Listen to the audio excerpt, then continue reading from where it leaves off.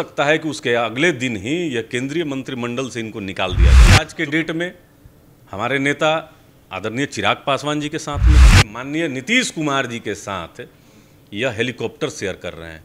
पहले इनका तबीयत खराब हुआ करता था, क्योंकि बाईपास सर्जरी हुआ था ना, तो पहले इनको बहुत हेलीकॉप्टर में चक्कर आता था। नमस्कार, आप देख रहे हैं न्यूज़ पीआर। रिया सिन्हा आपके साथ है। हमारे साथ मौजूद हैं लोजपा प्रवक्ता चंदन जी। चंदन जी से आज बातचीत करेंगे, तमाम बहुत सारे मुद्दे हैं। सबसे पहला सवाल हम चिराग पासवान को लेकर ही करेंगे। चिराग पासवान कुशेश्वर स्थान और तारापुर में चुनावी दौरे पर थे। पशुपति पारस का एक बयान आया, उन्होंने कहा कि चिराग पासवान राजद और कांग्रेस के लिए वोट मांग रहे हैं और लोगों से कह रहे हैं कि राजद और कांग्रेस को वोट दो। क्या इस बात में सच्चाई है या महज बस बातें हैं? देखिए, यह सब बकवास है। आदरणीय चिराग पासवान जी लोक जनशक्ति पार्टी रामविलास के राष्ट्रीय अध्यक्ष हैं। हमारे पार्टी के दोनों जगह प्रत्याशी हैं। कुशेश्वर से अंजू देवी जी हैं और तारापुर से कुमार चंदन हैं। और हमारी स्थिति बहुत मजबूत है। बहुत भारी अंतर से हम लोग वहाँ चुनाव जीत रहे हैं। तो कहीं ना कहीं आदरणीय पशुपति कुमार पारस जी को यह स्पष्ट दिखने लगा है। और देखिए, एक राजनीतिक गलियारे में एक खबर बहुत गर्म है कि भारत के जो गृह मंत्री हैं माननीय अमित शाह जी, उन्होंने फ़ोन किया है पशुपति कुमार पारस जी को। चूँकि देखिए, लोक जनशक्ति पार्टी का जो इतिहास है और हमारे जो स्वर्गीय संस्थापक परम आदरणीय रामविलास पासवान जी जब भी चुनाव लड़े और वो गठबंधन कोई सा भी हो, तो 100% हमारा जो वोट था वो ट्रांसफ़र होता था। यही स्थिति आज के डेट में हमारे नेता आदरणीय चिराग पासवान जी के साथ में है। पिछले 2020 के विधानसभा चुनाव में हम लोग को 25 लाख मत मिले। ये तकरीबन 6% होता है। वह तब जब हम लोग 125 सीट पर ही चुनाव लड़े। अगर 243 पे हम लोग लड़ जाते तो तकरीबन यह 15% के लगभग जाता, 12 से 15% यह जाता। तब अब जो है माननीय पशुपति कुमार पारस जी पे बहुत भारी दबाव है कि उनको जदयू प्रत्याशी के पक्ष में वोट को ट्रांसफ़र करवाना है। अब इनका पोल पट्टी खुल चुका है और 2 तारीख को जो मतगणना की तिथि है, उस दिन हो सकता है कि उसके अगले दिन ही यह केंद्रीय मंत्रिमंडल से इनको निकाल दिया जाए, क्योंकि वोट तो ट्रांसफ़र कर नहीं पाएंगे। देखिए, जनमानस के नेता नहीं हैं पशुपति कुमार पारस जी। यह आज तक हमारे स्वर्गीय संस्थापक आदरणीय रामविलास पासवान जी के जीवित रहते हुए कभी आज तक यह चुनाव प्रचार में नहीं गए। मैं आपको उदाहरण के स्वरूप बताता हूं। पिछले साल अगर आपको याद होगा तो 2020 में जब बिहार विधानसभा के चुनाव हुए, उस समय परिवार और पार्टी टूटी नहीं थी, एक थी। और एनडीए ने जो हमें सीट का ऑफर दिया था 15 सीट, उस पर माननीय पशुपति कुमार पारस जी की सहमति थी कि नहीं, 15 सीट पे कैसे चुनाव लड़ेंगे, हमारे कार्यकर्ता तो लाखों में हैं, हम अकेले चुनाव में जाना चाहिए। उनकी सहमति के साथ हमारे नेता आदरणीय चिराग पासवान जी ने अकेले लड़ने का निर्णय लिया और बिहार फर्स्ट और बिहारी फर्स्ट पे बिहार विधानसभा चुनाव को हमने लड़ा। तो अब माननीय पशुपति कुमार पारस जी को यह साबित करना है अपने आप को, तो ये बिहार सरकार के साथ यानी माननीय नीतीश कुमार जी के साथ यह हेलीकॉप्टर शेयर कर रहे हैं। पहले इनका तबीयत खराब हुआ करता था, क्योंकि बाईपास सर्जरी हुआ था ना, तो पहले इनको बहुत हेलीकॉप्टर में चक्कर आता था।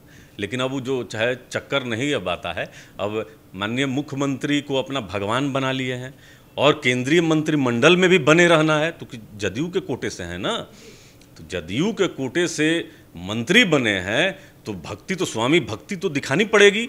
तो स्वामी भक्ति दिखाने के लिए ये कुशेश्वर स्थान और तारापुर में हेलीकॉप्टर से सभाएं कर रहे हैं और अपने को कहते थे कि हमारे भगवान स्वर्गीय संस्थापक आदरणीय रामविलास पासवान जी हैं।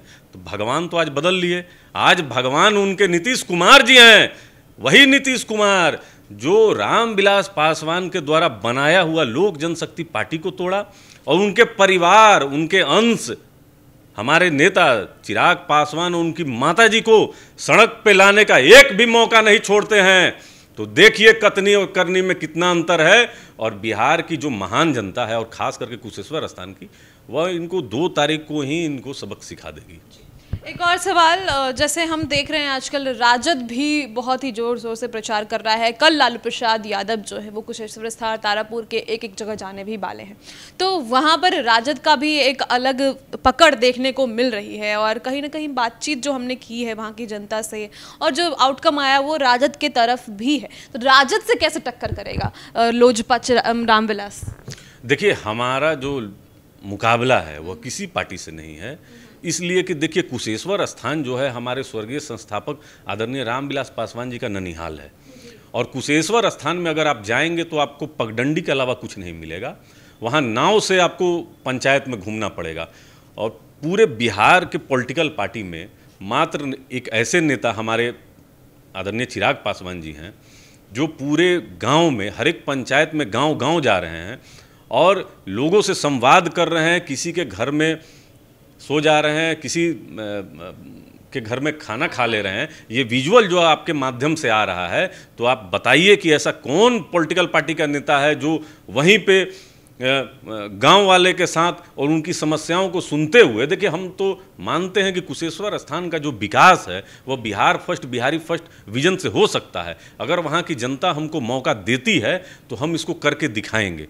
तो देखिए, एक खास विषय है कि दरभंगा का जो बेल्ट है, वहाँ से बिहार का जो पलायन का अभी एक डाटा आया है जहाँ की बताया गया है कि करोड़ों करोड़ लोग बिहार से पलायन कर रहे हैं। अभी आपने देखा कि कश्मीर में हमारे 4 बिहारी की हत्या हो गई। हत्या तो करने वाले पाकिस्तान के आतंकवादी थे, लेकिन कहीं ना कहीं बिहार सरकार भी तो इसमें जिम्मेवार है। पिछले 16 साल से माननीय मुख्यमंत्री जी बिहार में कोई रोजगार सृजन नहीं किए। हत्या, लूट, बैंक डकैती, अपहरण यह आम है। 19 लाख रोजगार का वादा करके इन्होंने बिहार में सत्ता बनाई थी। आज रोजगार का यह बता नहीं पाते हैं और माननीय मुख्यमंत्री जी के सामने जब नीति आयोग की रिपोर्ट रखी जाती है जहां बताया गया है कि 1 लाख की आबादी पे मात्र 6 बेड है, उसको भी इनकार करने का काम करते हैं। और हम क्या कहें, माननीय मुख्यमंत्री जी सिर्फ झूठ बोलते हैं। तो जो कुशेश्वर स्थान और तारापुर का विकास नहीं हुआ है, वहाँ किस मुंह से माननीय मुख्यमंत्री जाएंगे और अपने सहयोगियों को लेकर जाएंगे और क्या कहेंगे, ये बड़ा आश्चर्य का विषय है। इसलिए जनता, हम लोग को ऐसा लगता है कि जो हमारा 38 जिला में आशीर्वाद यात्रा के माध्यम से हमारे नेता आदरणीय चिराग पासवान जी ने एक जो जनता से संवाद किया और एक माताओं बहनों का जो हम लोग को आशीर्वाद मिला, यह अपने आप में एक अद्भुत था और इसका हमको लाभ मिलेगा। जनता हमको वहाँ मौका देगी, चूँकि हमारा जो निशान है, हमारा जो मूल निशान था बंगला छाप, उसको तो चुनाव आयोग ने अपने पास रखा है, लेकिन एक हेलीकॉप्टर छाप हम लोग को निशान मिला है।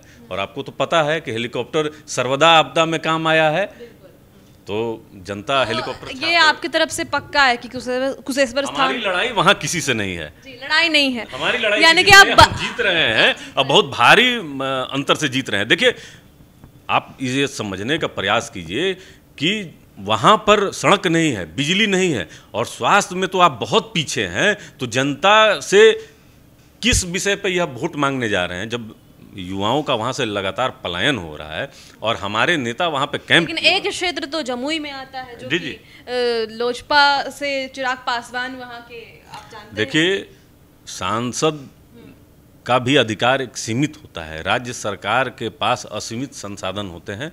वह चाहे रोजगार के अवसर हों, चाहे जो मूलभूत ज़रूरतों को पूरा करने का अधिकार हो, तो माननीय मुख्यमंत्री जी के पास बहुत अधिकार हैं। लेकिन माननीय मुख्यमंत्री जी अपने कंफर्ट जोन में एक अन्य मार्ग में ही बैठे रहते हैं।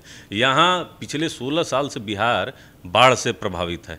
माननीय मुख्यमंत्री जी हवाई सर्वे करते हैं, लेकिन होता क्या है, मैं उतने ही दावे के साथ कह सकता हूं कि अगले साल फिर बाढ़ आएगा और फिर माननीय मुख्यमंत्री जी हवाई सर्वेक्षण करेंगे। देखिए, बिहार बदलने की ज़रूरत है और सोच बदलने की ज़रूरत है। माननीय मुख्यमंत्री जी जोड़ तोड़ की राजनीति करते हैं, अगड़ा पिछड़ा की राजनीति करते हैं, दलित महादलित की राजनीति करते हैं। और देखिए, जातियों में बांट के जो राजनीति माननीय मुख्यमंत्री जी ने जो डेवलप किया है रसायन शास्त्र, यह अपने आप में अद्भुत है। लेकिन जनता जवाब इनको देगी, क्योंकि जो कुशासन इनका पिछले 16 साल का है उसका भांडा इसी 2 उपचुनाव में फूटेगा। और हम लोग को पूरा यकीन है कि जो हमारे स्वर्गीय संस्थापक आदरणीय रामविलास पासवान जी के जो नीति सिद्धांत और विचार था, उस पे हमारे लोक जनशक्ति पार्टी रामविलास को वोट मिलेगा, हेलीकॉप्टर छाप पे वोट मिलेगा। और हम लोग आदरणीय पशुपति कुमार पारस जी का जो एक ढोंग है उसका भी पर्दाफाश करेंगे। एक आखिरी सवाल पूछना चाहूंगी कि राजद के साथ आगे क्या समीकरण हमें देखने को मिल सकता है, क्योंकि जैसे चिराग पासवान की मुलाकात लालू प्रसाद यादव से दिल्ली में भी हुई थी और उसके बाद बिहार की जनता में कहीं ना कहीं एक वो चीज़ें हैं कि अगर लालू प्रसाद यादव और चिराग पासवान, लालू प्रसाद यादव के बेटे चिराग पासवान के साथ आ जाते हैं, दोनों साथ होते हैं, दोनों युवा नेता होंगे, तो बिहार का उत्थान ज़्यादा बेहतरीन तरीके से होगा। तो क्या इस बारे में पार्टी ने कुछ सोचा है, इस बारे में चिराग पासवान ने कुछ सोचा है? देखिए, पार्टी अलग है और पारिवारिक संबंध अलग है। हमारे नेता आदरणीय चिराग पासवान जी का हमारे अभिभावक तुल्य परम आदरणीय लालू प्रसाद यादव जी के परिवार से पारिवारिक संबंध रहा है, बहुत पुराना है। तो पारिवारिक संबंध अलग है, उसमें तो मिलना जुलना होता ही है। लेकिन राजनीति में जो होता है, अपनी पार्टी है, अपना विचार सिद्धांत नीति होती है, उस पर काम होता है। लेकिन एक चीज़ मैं आपको दावे के साथ कह सकता हूँ कि दोनों पार्टी के जो शीर्ष नेता हैं, वह चाहे आदरणीय तेजस्वी यादव जी हों या हमारे आदरणीय चिराग पासवान जी हों, दोनों युवा हैं और बिहार की बेहतरी के लिए लगातार प्रयासरत रहते हैं, जनता के संपर्क में रहते हैं और यह बिहार के विकास के लिए इनमें गहरी समझ है। तो हमको ऐसा लगता है कि युवाओं के हाथ में बिहार का नेतृत्व बहुत जरूरी है, क्योंकि हमारे कह रहे हैं कि तेजस्वी के हाथ में भी हो सकता है। देखिए, भविष्य के गर्भ में क्या छिपा है यह कौन जानता है। जब लालू प्रसाद यादव जी ने माना कि बिहार का अगर कोई नेता है तो चिराग पासवान ही है, तो हम लोग अब आगे क्या कहें, भविष्य के गर्भ में क्या छिपा है इसको अभी बताना बहुत मुश्किल है, लेकिन राजनीति में हर चीज़ संभव है। बहुत बहुत धन्यवाद आपका हमारे साथ जुड़ने के लिए। तो हमारी बातचीत हुई है लोजपा प्रवक्ता चंदन जी से, जिन्होंने कई बातों पर अपने पॉइंट्स को रखा है। जैसे कि उन्होंने कहा कि तारापुर और कुशेश्वर स्थान में चिराग पासवान की जीत, यानी कि लोजपा लोक जनशक्ति पार्टी रामविलास की जीत पक्की है। फिलहाल इस रिपोर्ट में इतना ही। बहुत बहुत धन्यवाद।